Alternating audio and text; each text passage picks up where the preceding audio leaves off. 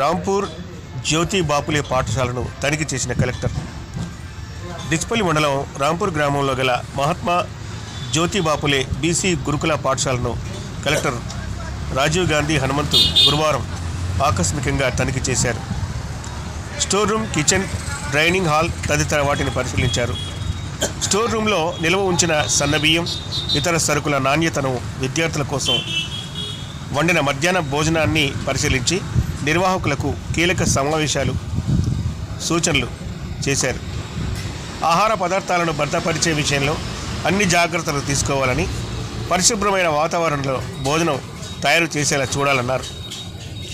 కూరగాయలు, ఆహార పదార్థాలను ఎక్కడ పడితే అక్కడ నేలపై ఉంచకుండా స్టీల్ డబ్బాలలో భద్రపరచాలని, వాటిని తప్పనిసరిగా మూతలు బిగించాలని, ఏ దశలోనూ ఆహారం కలుషితం కాకుండా అప్రమత్తంతో వ్యవహరించాలని హితవు పలికారు.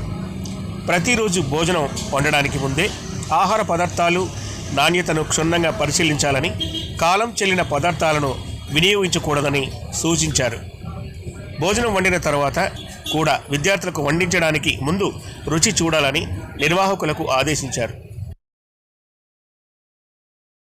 నాసిక రకమైనటువంటి బియ్యం, నూనె, ఇతర సరుకులు సరఫరా జరిగితే వెంటనే తహసీల్దార్ దృష్టికి తీసుకెళ్లి వాటి స్థానంలో నాణ్యమైన సరుకులను సమకూర్చేలా చర్యలు తీసుకుంటారని తెలిపారు. నిర్లక్ష్యానికి తావివ్వకుండా మెను ప్రకారం విద్యార్థులకు పౌష్టికాహారం అందించాలని సూచించారు. కలెక్టర్ వెంట స్థానిక అధికారులు ఉన్నారు.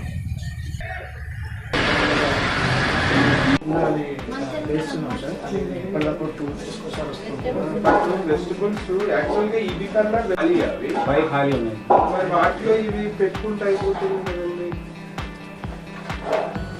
ఎవరు ఇక్కడ చూసేది పట్టేదైనా కంటైనర్స్ ఉంచారు. ఇప్పుడు ఇది ఇలా ఓపెన్ గా ఉంచుతుంది, అడుగులు ఉన్నాయి. సో అన్నెసరిగా మళ్ళీ